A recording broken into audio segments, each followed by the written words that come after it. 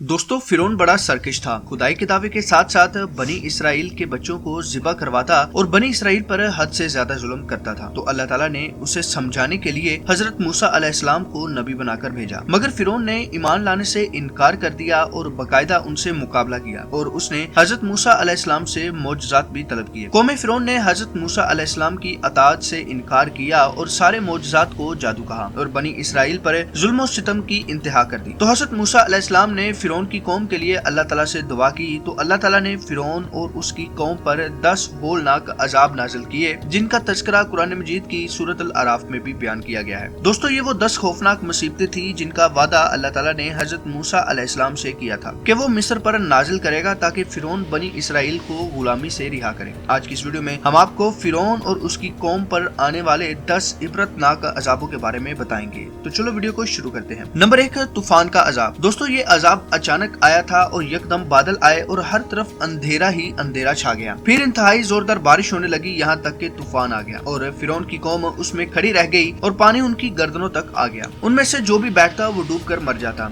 ना कोई हिल सकता था और ना ही कोई काम कर सकता था। देखते ही देखते उनकी खेतियां और बगात तूफान की वजह से बर्बाद हो गई। मुसलसल 7 रोज तक वो लोग इसी मुसीबत में मुब्तला रहे और बावजूद ये कि बनी इसराइल के मकानात फिरौन के मानने वालों के घरों से मिले हुए थे, मगर बनी इसराइल के घरों में सिलाब का पानी नहीं गया और वो नहायत अमन चैन के साथ अपने घरों में रहते थे। जब फिरौन की कौम इस मुसीबत को बर्दाश्त न कर सकी और जब वो बिल्कुल आजिज हो गए तो उन लोगों ने हजरत मूसा अलैहिस्सलाम से अर्ज किया कि आप हमारे लिए दुआ फरमाइए कि ये मुसीबत टल जाए तो हम ईमान लाएंगे और बनी इसराइल को आपके पास भेज देंगे। आपने दुआ मांगी तो तूफान की बला टल गई और जमीन में ऐसी सरसब्जी और शादाबी नमूदार हुई कि उससे पहले कभी भी देखने में न आई थी। खेतियां बहुत शानदार हुई और गल्लों और फलों की पैदावार बेशुमार हुई। ये देखकर फिरौन की कौम कहने लगी कि ये तूफान का पानी तो हमारे लिए बहुत बड़ी नेमत का सामान था। फिर वो अपने अहद से मुकर गए और ईमान नहीं लाए और फिर सरकशी और जुल्म की गरम बाजारी शुरू कर दी। नंबर 2, टिड्डियों का अजाब। दोस्तों एक माह तक तो फिरौन के गुलाम नहायत आफियत से रहे, मगर जब उनका कुफ्र तकब्बर और जुल्म और सितम फिर बढ़ने लगा तो अल्लाह ने अपने कहरो अजाब को टिड्डियों की शक्ल में भेज दिया कि चारों तरफ से टिड्डी दल के झुंड आ गए जो उनकी खेतियों और बागों को यहाँ तक के उनके मकानों की लकड़ियां तक खा गए और फिरौन के मानने वालों के घरों में ये टिड्डियां भर गई, जिससे उनका सांस लेना मुश्किल हो गया। मगर बनी इसराइल के मोमिनीन के खेत और बगात और मकानात उन टिड्डियों की यलगार से महफूज रहे। ये देखकर फिरौन के मानने वालों को बड़ी इबरत हुई और आखिरकार इस अजाब से तंग आकर वो हजरत मूसा अलैहिस्सलाम के आगे अहद करने के लिए गए कि आप इस अजाब के रफा होने के लिए दुआ फरमा दें तो हम लोग जरूर ईमान कबूल कर लेंगे और बनी इसराइल पर कोई जुल्म सितम नहीं करेंगे। दोस्तों हजरत मूसा अलैहिस्सलाम की दुआ से 7वें दिन वो अजाब भी टल गया और वो लोग फिर एक नहायत ही आरामदायक जिंदगी बसर करने लगे। और फिर उन लोगों ने अहद शिकनी की और ईमान नहीं लाए और फिर उन लोगों के कुफर और इस्यान में इजाफा होने लगा और हजरत मूसा अलैहिस्सलाम और मोमिनीन को अज़ाएं देने लगे और कहने लगे कि हमारी जो खेतियां और फल बच गए हैं वो हमारे लिए काफी हैं, लिहाजा हम अपना दीन छोड़कर ईमान नहीं लाएंगे। नंबर 3, मेंढकों का अजाब। दोस्तों जब फिरौन की कौम ने दोबारा अहद शिकनी की और जुल्म शिरक से बाज ना आए तो अल्लाह रब्बुल इज्जत ने उन पर मेंढकों का अजाब नाजिल कर दिया। उनकी बस्तियों और उनके घरों में अचानक से बेशुमार मेंढक पैदा हो गए और उन जालिमों का ये हाल हो गया कि जो आदमी जहाँ भी बैठता उसकी मजलिस में हजारों मेंढक भर जाते थे। कोई आदमी बात करने या खाना खाने के लिए मुंह खोलता तो उसके मुंह में मेंढक कूद कर घुस जाते। उनकी हांडियों में मेंढक और उनके जिस्मों पर सैकड़ों मेंढक सवार रहते थे। उठने बैठने लेटने किसी भी हालत में मेंढकों से निजात नहीं मिलती थी। इस अजाब से वो रो पड़े और फिर रोते गिड़गिड़ाते अल्लाह के नबी हजरत मूसा अलैहिस्सलाम की बारगाह में दुआ की भीख मांगने के लिए आए और बड़ी बड़ी कस्में खाकर वादा करने लगे कि हम जरूर ईमान ले आएंगे और मोमिनीन को कभी तकलीफ नहीं देंगे। हजरत मूसा अलैहिस्सलाम की दुआ से 7वें दिन वो अजाब भी उठा लिया गया, मगर वो मरदूद कौम राहत मिलते ही अपना वादा तोड़कर अपनी पहली खबीस हरकतों में मशगूल हो गई। नंबर 4, घुन या जौ का अजाब। दोस्तों जब फिरौन की कौम अपनी हठ धर्मी से बाज ना आई तो 1 माह के बाद फिर उन लोगों पर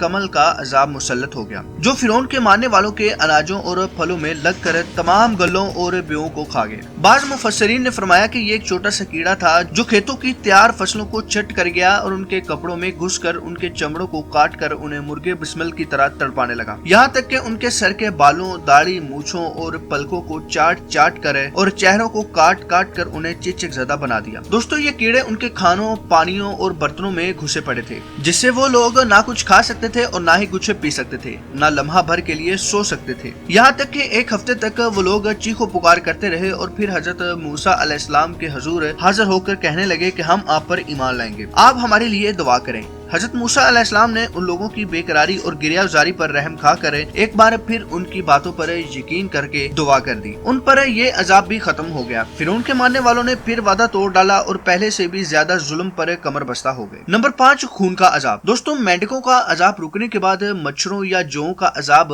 ختم ہونے کے بعد فرعون اور اس کے پیروکار مومنین کو پھر سے ستانے لگے اور حضرت موسیٰ علیہ السلام کی توہین اور بے ادبی کرنے لگے, اور پھر سے عذاب الہی نے ان ظالموں کو اپنی گرفت میں لے لیا اور ان لوگوں پر خون کا عذاب قہر الہی بن کر اتر پڑا. خون کا عذاب انتہائی خوفناک تھا. اچانک دریائے نیل, جس کا اہل مصر پانی پیتے تھے, اور ان لوگوں کے تمام کنووں اور نہروں کا پانی خون ہو گیا. تو ان لوگوں نے فرعون سے فریاد کی تو اس سرکش نے کہا کہ یہ حضرت موسیٰ علیہ السلام کی جادوگری اور نظر بندی ہے. یہ سن کر فرعون کی قوم نے کہا کہ یہ کیسی اور کہاں کی نظر بندی ہے کہ ہمارے گھرانے پینے کے برتن خون سے بھرے پڑے ہیں اور مومنین پر اس کا ذرا بھی اثر نہیں. تو فرعون نے حکم دیا کہ میرے لوگ مومنین کے ساتھ ایک ہی برتن سے پانی نکالیں گے, مگر خدا کی شان کے مومنین اسی برتن سے پانی نکالتے تو صاف اور میٹھا پانی نکلتا, اور فرعون کے ماننے والے جب اس برتن سے پانی نکالتے تو تازہ اور خالص کھولتا ہوا خون نکلتا. دوستوں, ایک دن فرعون نے ایک کافر اور بنی اسرائیل ایک مومن شخص کو اپنے سامنے دربار میں بلایا اور ایک برتن میں پانی بھروایا اور حکم دیا کہ دونوں اس میں سے اپنے اپنے چلو میں پانی اٹھا کر پیو. جو چلو مسلمان اٹھاتا وہ پانی ہوتا اور جو کافر اٹھاتا وہ کھولتا ہوا تازہ خون ہوتا. پھر فرعون نے حکم دیا کہ تم دونوں اسی برتن سے منہ لگا کر پانی پیو. کافر اور مسلمان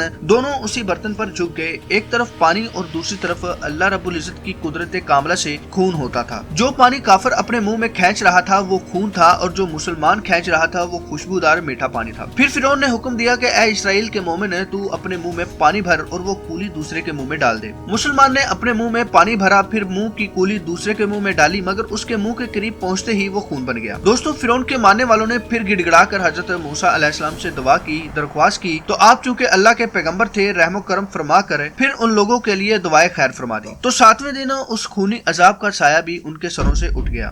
نمبر 6, مکھیوں کا عذاب. دوستوں, کچھ دن گزرنے کے بعد وہ لوگ دوبارہ اپنے وعدے سے پھر گئے اور گمراہی کے کاموں میں مبتلا ہو گئے اور حضرت موسیٰ علیہ السلام اور ان پر ایمان لانے والوں کو ستانے لگے. پھر اللہ رب العزت کی طرف سے ان پر مکھیوں کا عذاب نازل کیا گیا. ہر طرف مکھیاں ہی مکھیاں پھیل گئیں اور مکھیوں کے جھنڈ اللہ رب العزت کے حکم سے نمودار ہونے لگے. ان کے کھانوں میں اور پانیوں میں بھی ہزاروں کی تعداد میں مکھیاں گرنے لگی. تو وہ لوگ تنگ آ کر دوبارہ اللہ کے نبی حضرت موسیٰ علیہ السلام کی بارگاہ میں گئے اور وعدہ کیا کہ اگر یہ عذاب ٹل جائے تو ہم آپ کے سچے غلام بن جائیں گے. تو آپ چونکہ اللہ کے پیغمبر تھے, ایک دفعہ پھر آپ نے دعا فرمائی اور وہ عذاب بھی ان پر ختم کر دیا گیا. نمبر 7, مویشیوں کی وبا. دوستوں, جب فرعون کے پیروکاروں کے مظالمہ حد سے تجاوز کرنے لگے تو اللہ رب العزت نے حضرت موسیٰ علیہ السلام کے ذریعے فرعون کو پیغام بھیجا کہ مصر کے مویشی یعنی گھوڑے, گدھے, اونٹ, بھیڑ, بکریاں, بیل اور گائے میں وبا پھیلے گی اور وہ مر جائیں گی, جبکہ اسرائیلیوں کے جانور سلامت رہیں گے. اور یوں ان کے ہزاروں جانور اور مویشی اللہ رب العزت کے حکم سے مر گئے, مگر وہ اسرائیلی جو حضرت موسیٰ علیہ السلام پر ایمان لائے تھے ان کے جانور سلامت رہے, مگر اس کے باوجود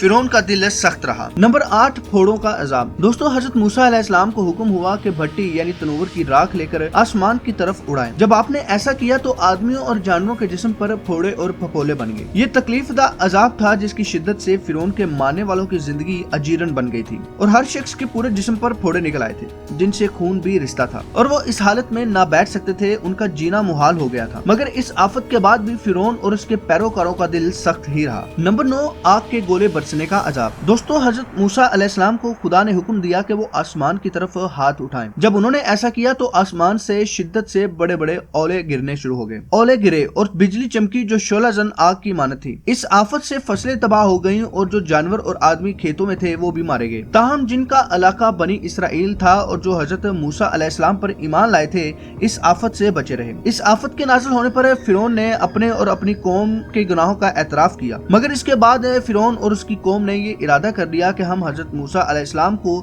معاذ اللہ قتل کر دیں گے اور ان کے تمام ساتھی بنی اسرائیل جو ان پر ایمان لائے تھے ان کو بھی قتل کر دیں گے. نمبر 10, پہلوٹوں کا قتل. دوستوں, 10ویں آفت اور عذاب پہلوٹوں کا قتل تھا. اس آخری اور سنگین ترین آفت میں فرعون کو مجبور کر دیا کہ وہ اسرائیل کو جانے دے. اللہ تعالیٰ نے اسرائیلیوں کو ہدایت کی کہ وہ کیسے اپنے پہلوٹوں کو بکری کے بچے کے خون کے وسیلے معاہدے سے بچا سکیں گے، مگر جو فرعون کے پیروکار تھے ان کے پہلوٹے مرنے لگے۔ دوستو پہلوٹوں سے مراد پہلے دن کے پیدا ہونے والے بچے تھے۔ فرعون کے ماننے والوں کا جو بھی بچہ پیدا ہوتا وہ پہلے دن ہی اللہ رب العزت کے حکم سے مر جاتا تھا۔ اللہ رب العزت نے بنی اسرائیل کے لوگوں کو عید فصح کا سب انتظام ان کو سمجھایا اور ان کو ہدایت کی کہ وہ اپنے مصری پڑوسیوں سے سونے اور چاندی کے زیورات مانگ لیں۔ آدھی رات فرشتہ مصر سے گزرا اور اللہ رب العزت کے حکم سے فرعون سے لے کر قید خانے کے قیدی تک پہلوٹوں کو قتل کر دیا۔ اس کے بعد فرعون نے حضرت موسیٰ علیہ السلام کو اور آپ کے بھائی حضرت ہارون علیہ السلام کو حکم دیا کہ وہ مصر سے نکل جائیں، اور بنی اسرائیل کے جو لوگ ان پر ایمان لائے تھے ان کو بھی مصر سے نکلنے کا حکم جاری کر دیا۔ دوستو جب فرعون کے ماننے والوں پر مسلسل عذاب آتے رہے اور ہر عذاب 7ویں دن تک چلتا رہا اور ہر 2 عذابوں کے درمیان 1 ماہ کا فاصلہ ہوتا رہا، مگر فرعون اور اس کے حواریوں کی دلوں پر شقاوت و بدبختی کی ایسی مہر لگ چکی تھی کہ اس کے باوجود بھی وہ ایمان نہیں لائے اور اپنے کفر پر اڑے رہے اور ہر مرتبہ اپنا عہد توڑتے رہے، یہاں تک کہ اللہ تعالیٰ کے قہر و عذاب کا آخری عذاب آ گیا اور فرعون اور اس کے ماننے والے سب دریائے نیل میں غرق ہو کر ہلاک ہو گئے اور ہمیشہ کے لیے خدا کی دنیا ان عہد شکنوں اور مردودوں سے پاک اور صاف ہو گئی، اور وہ لوگ دنیا سے اس طرح نیست و نابود کر دیے گئے کہ روئے زمین پر ان کی قبروں کا نام بھی باقی نہ رہا۔